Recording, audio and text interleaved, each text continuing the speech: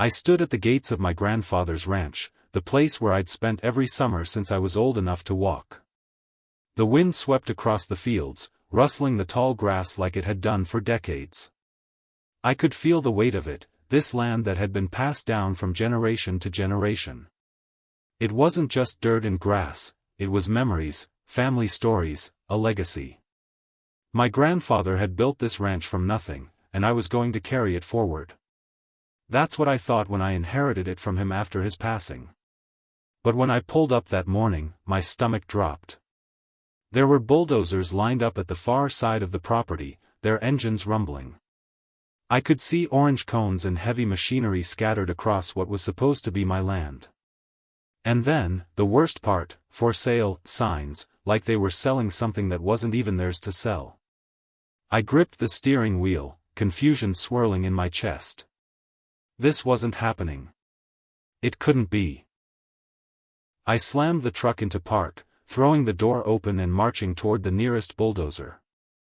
The ground beneath my boots felt different, foreign. I didn't recognize it, not with the construction noise filling the air, not with the guttural sounds of engines and the clank of metal. "Hey!" I shouted, waving my arms. A man in a hard hat turned toward me, but before I could reach him, a sleek black SUV pulled up beside me, blocking my path. The door swung open, and out stepped Deborah Moore, the self-appointed president of the Sunny Meadows Homeowners Association. The woman had a reputation for wanting control over everything, from mailbox colors to noise levels.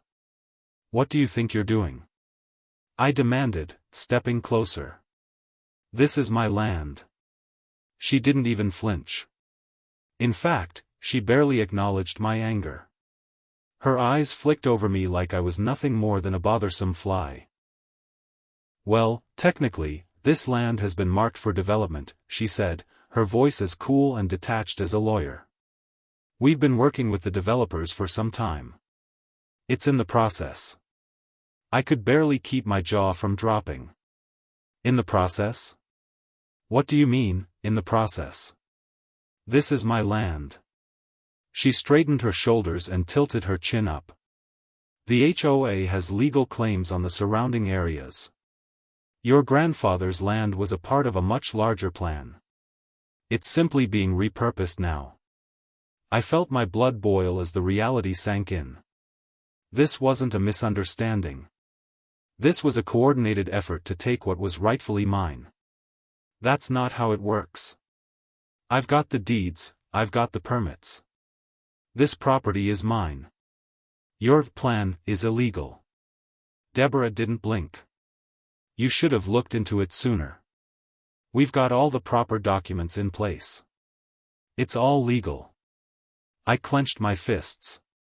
I didn't know how she'd managed to pull this off, but I knew one thing. This fight was far from over. There was corruption at play here, and I wasn't about to let Deborah Moore and her shady plans destroy everything my family had worked for. "Let's see about that," I muttered under my breath, already thinking about how to get to the bottom of this. If Deborah thought she could push me around, she was wrong. And so began the battle to reclaim what was mine. I wasn't going down without a fight. The first few days after my confrontation with Deborah were a blur of phone calls, letters, and threats. It wasn't just the developers anymore, it was the entire HOA, and they were coming at me from all angles. I woke up to a letter from Deborah's legal team, threatening me with fines for violations on my property. They claimed I was in breach of some obscure zoning laws and demanded I pay a substantial fine.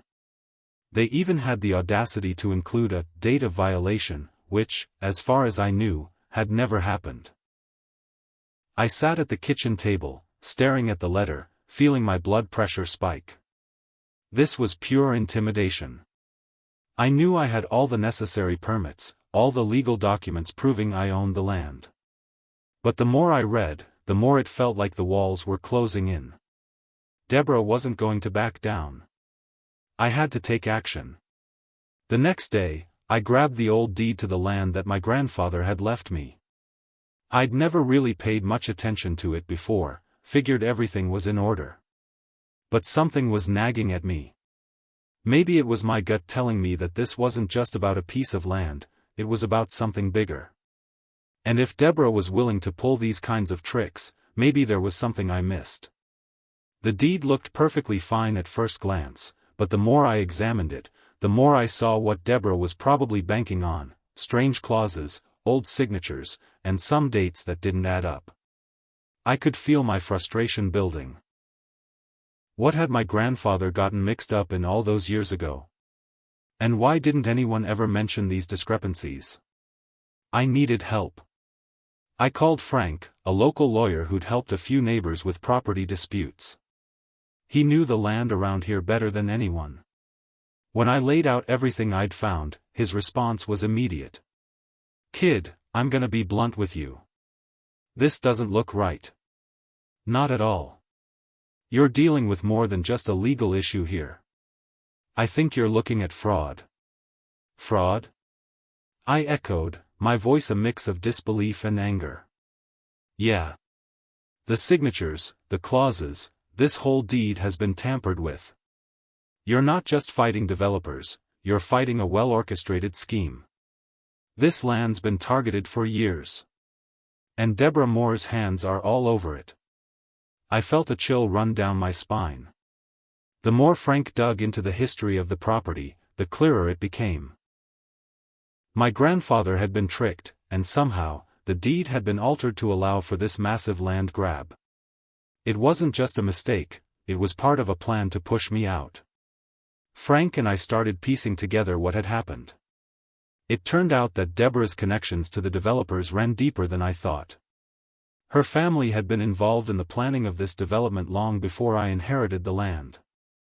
I had always known there was something about her that didn't sit right with me, but now it was all making sense. As I sat there, listening to Frank break it all down, I couldn't help but feel a deep sense of betrayal. This wasn't just about some crooked land deal, this was about a whole system working against me. "They're not just targeting you," Frank said, his voice low. "This is their game. They want control of this whole area. And now they've got you in their sights. We need to hit back, and we need to do it fast." I clenched my fists. I wasn't about to let them take what was mine. "I'm in. Let's do this," I said, feeling more determined than ever. This wasn't just a legal challenge anymore. It was a fight for my family's legacy. And I was ready to do whatever it took to win. Frank and I spent the next few days combing through every document I could find, searching for anything that could explain what had happened to my family's land. We sifted through deeds, surveys, old maps, anything that had been filed, recorded, or even hinted at. Frank was meticulous, his eyes narrowing with each page we turned. "This doesn't add up," he muttered as he flipped through the latest survey. "The boundaries here, they're all wrong." I leaned over his shoulder, feeling my frustration grow. "What do you mean wrong?" "The property lines. If you look at this map, and then compare it to the deed your grandfather signed, there's a discrepancy. See? This part of the land here." He pointed to a section on the map where the lines were drawn differently. "This should have been part of your grandfather's parcel.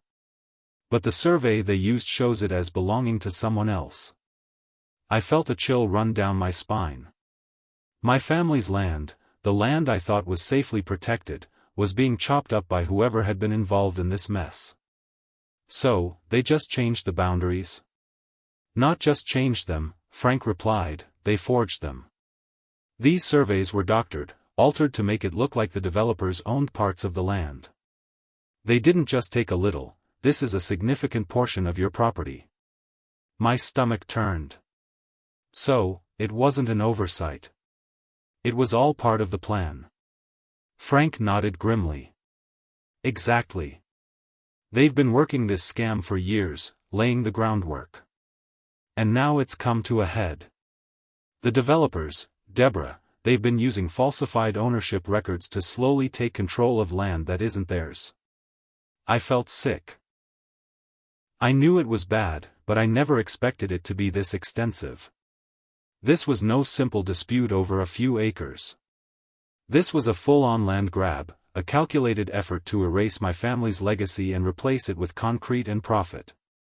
This isn't just about land anymore, I muttered, more to myself than to Frank. This is about everything my grandfather built. Everything he fought for. Frank's eyes softened for a moment, but his voice was steady. I know, but this is exactly why we have to fight back. They've been getting away with it for too long.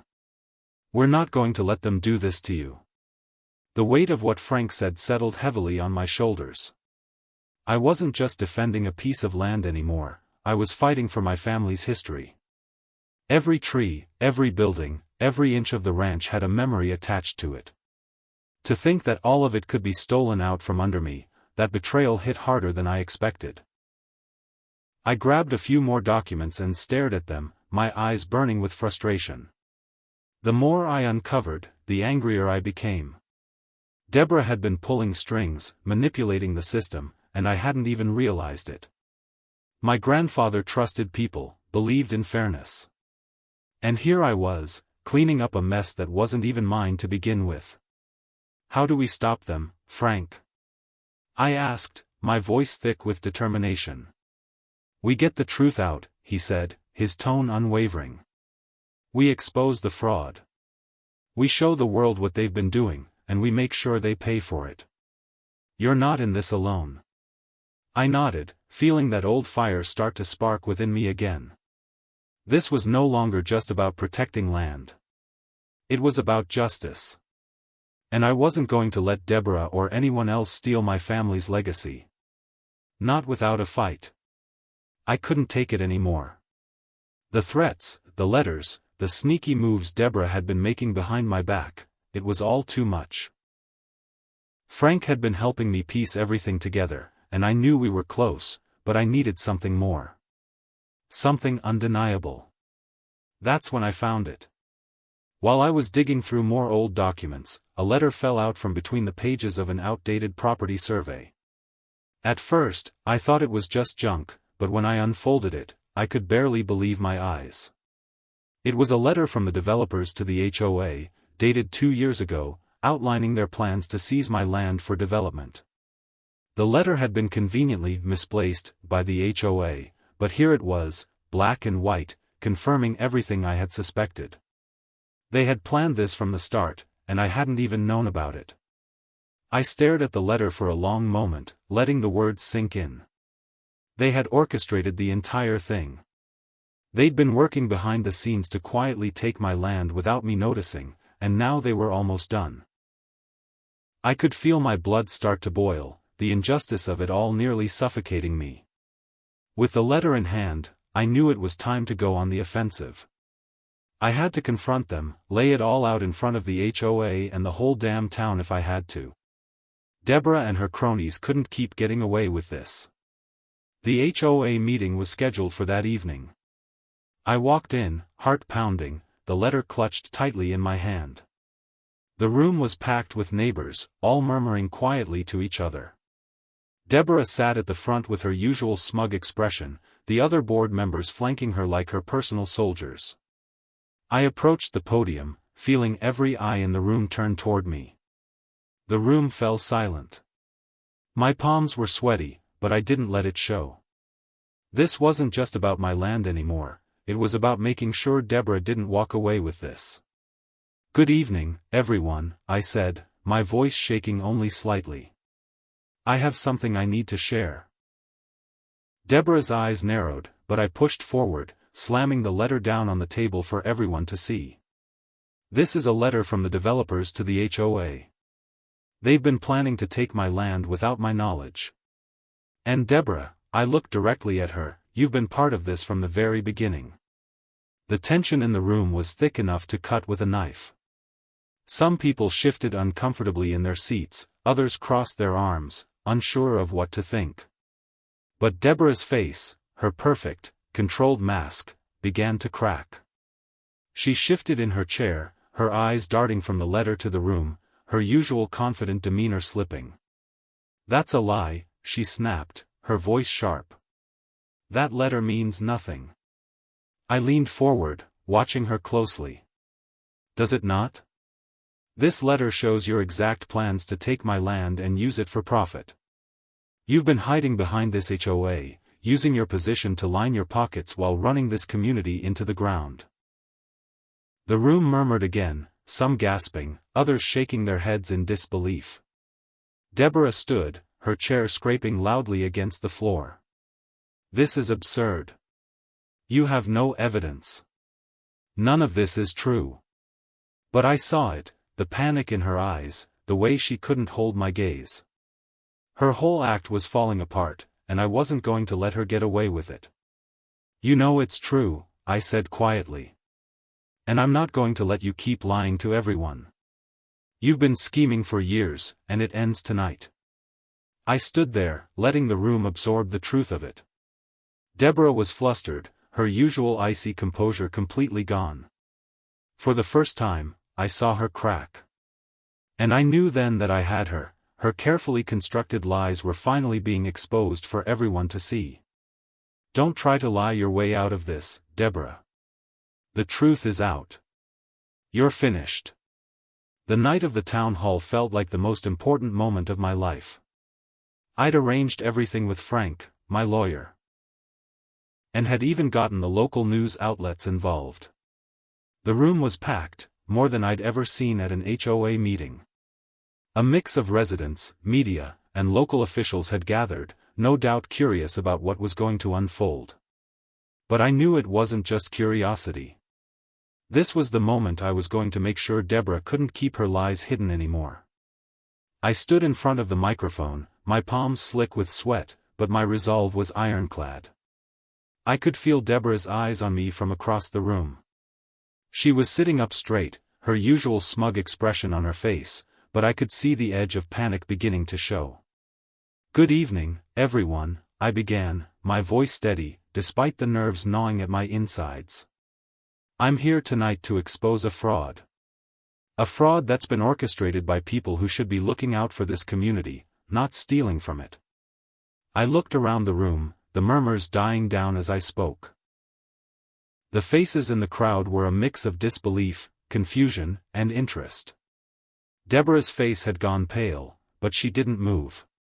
She just glared at me like I was the one breaking the rules. I pulled the folder from under my arm and slammed it onto the podium. The weight of it felt real now, like everything was finally coming to a head. I looked at Deborah. This is the letter from the developers that proves they've been planning to take my land for years. And these, I gestured to the stack of documents, these are the fraudulent surveys, the forged signatures, everything they've used to manipulate the system. Deborah's eyes flicked to the papers, her jaw tightening.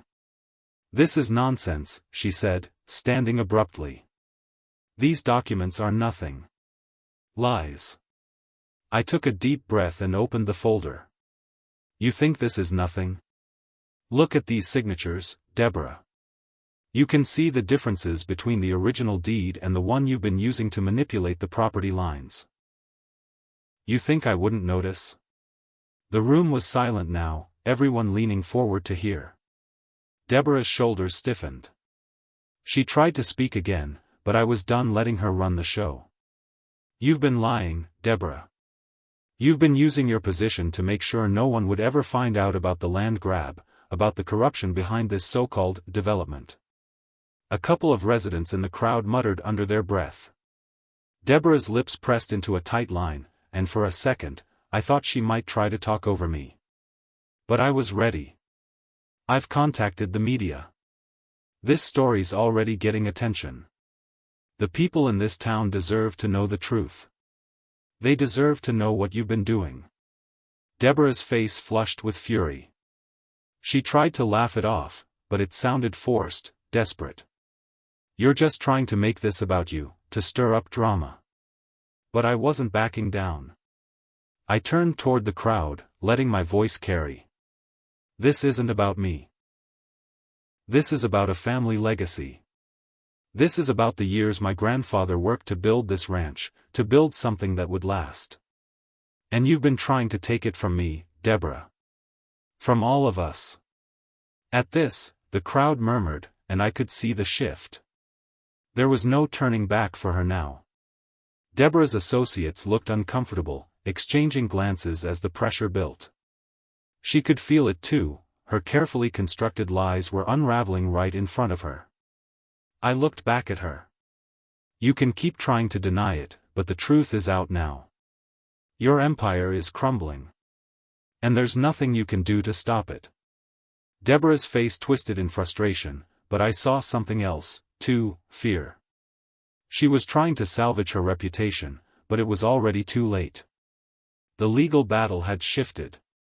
Deborah's attempts to block me legally had always been about trying to intimidate me into submission. But now, the truth was public. The media was already covering it. People were starting to talk. And I knew that no matter what she did next, the legal system, finally, was beginning to turn in my favor. This is just the beginning, Deborah, I said, feeling the weight of my words. I'm not backing down. I'm going to fight for what's right. As the room filled with more whispers and skeptical glances at Deborah, I couldn't help but feel a surge of hope. The fight wasn't over, but for the first time, it felt like I was on the winning side. The day of the court hearing felt like a weight had settled on my chest.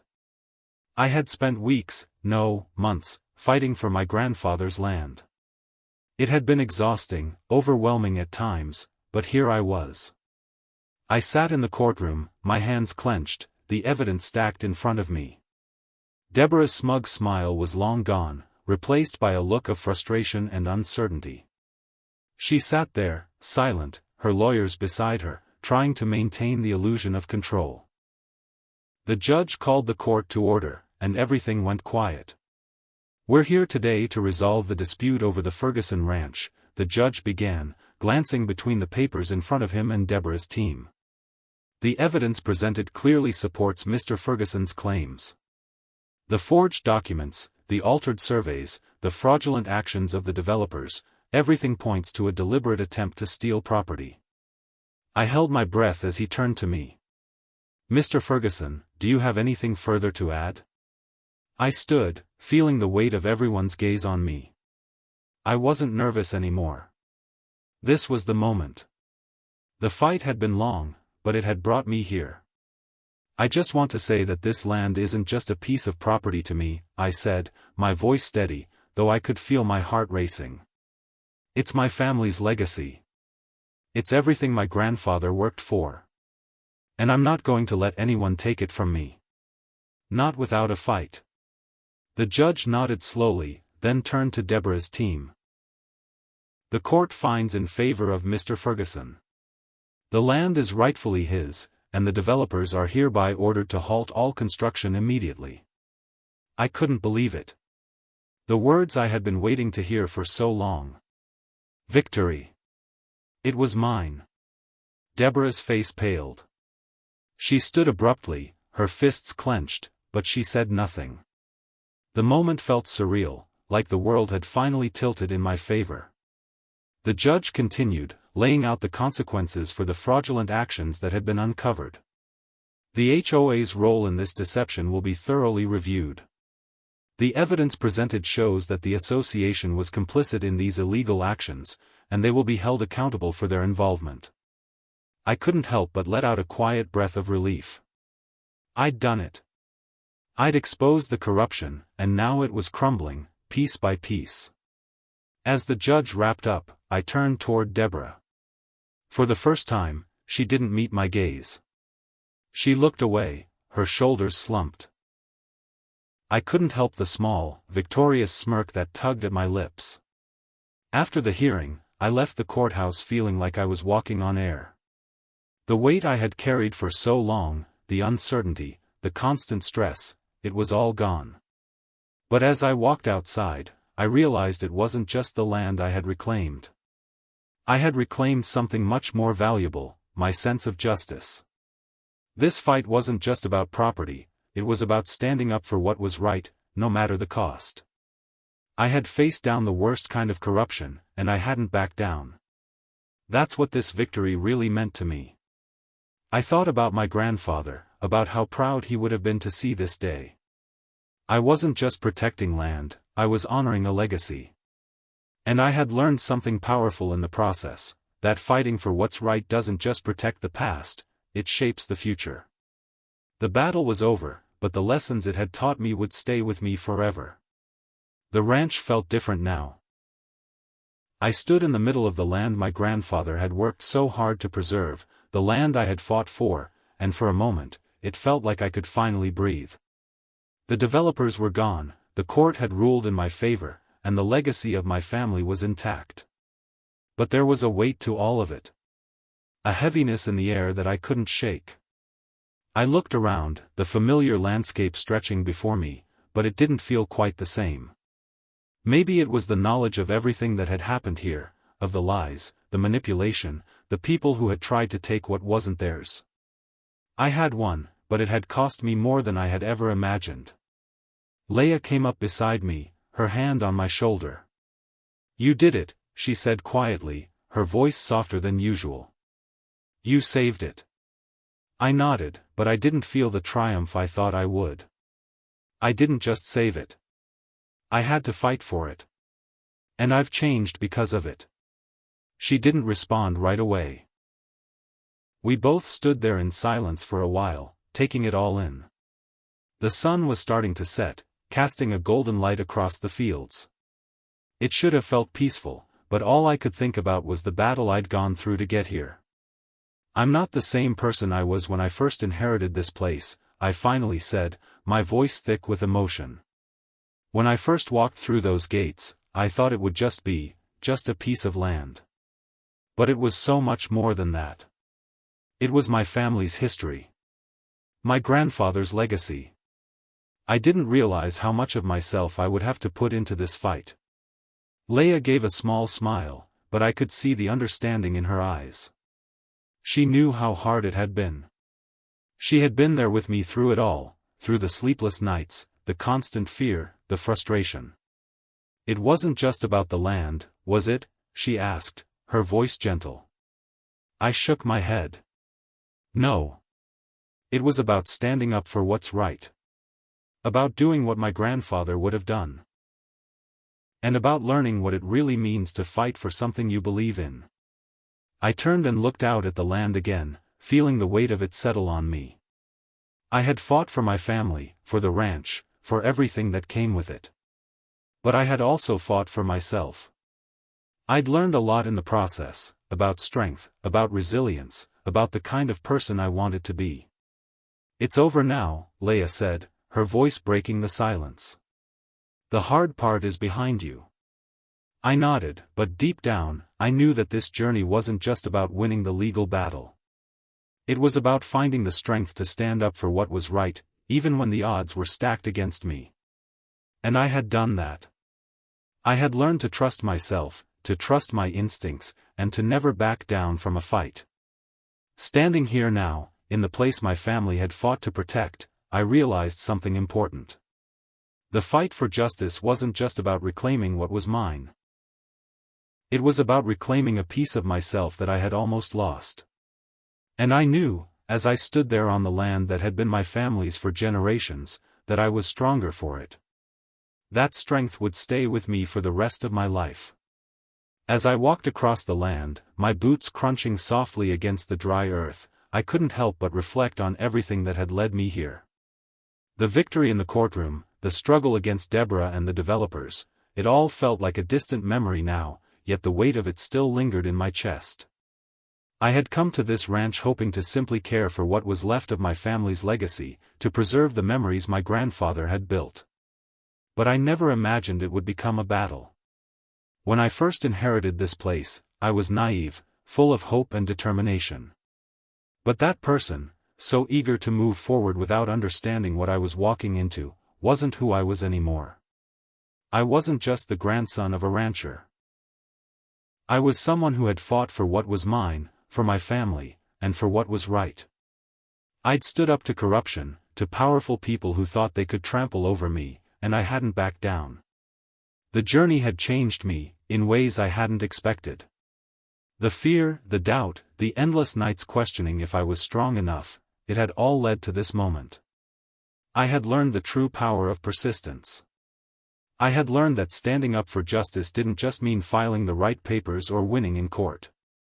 It meant refusing to give up, no matter how impossible the odds seemed. It meant fighting for something bigger than myself, even when the world around me tried to silence me. As I reached the edge of the property, I stopped for a moment, letting the quiet settle around me. The wind moved through the tall grasses, and the sun was setting, casting long shadows over the land. This was mine, this was my family's, and I wasn't going to let anyone take it. Not ever again. I heard a voice behind me. Leah was walking toward me, her hands in her pockets, the same thoughtful expression she always had after a long day.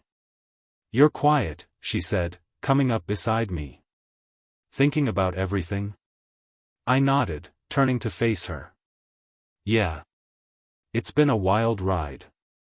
She smiled, the kind of smile that told me she understood. "You're different, you know. Stronger. You've really done something here. Not just for us, but for everyone." I let out a breath. I don't know if I could have done it without everyone's support. But yeah. I've learned a lot. More than I ever thought I would. We stood there in silence for a while, watching the colors of the sky change as the sun dipped lower. "I don't just feel like I won," I said after a moment. "I feel like I've learned what it really means to fight for what's right. And I'll carry that with me, always." She nodded, her voice soft. "You've set an example for all of us. That's what matters. This isn't just about the land. It's about the fight for something that matters. And you won." I looked out over the property, the place I had once feared I might lose forever. This victory, it's not just mine. It's for anyone who's been pushed down, for anyone who's had to fight against the odds. It shows that corruption can be defeated, that justice can still prevail. Leah smiled again, this time with pride. "You've protected what's important. What Grandpa built. What you built." And that was the truth. What my grandfather had built wasn't just a ranch, it was a symbol of hard work, of integrity, of standing up for what's right. And now it was my responsibility to carry that forward. As I looked around at the land that had been my family's for generations, I realized one thing: this was the true legacy my grandfather had left me. The fight for what was right, the determination to protect what mattered, that was the legacy I would pass on. And that's something worth protecting.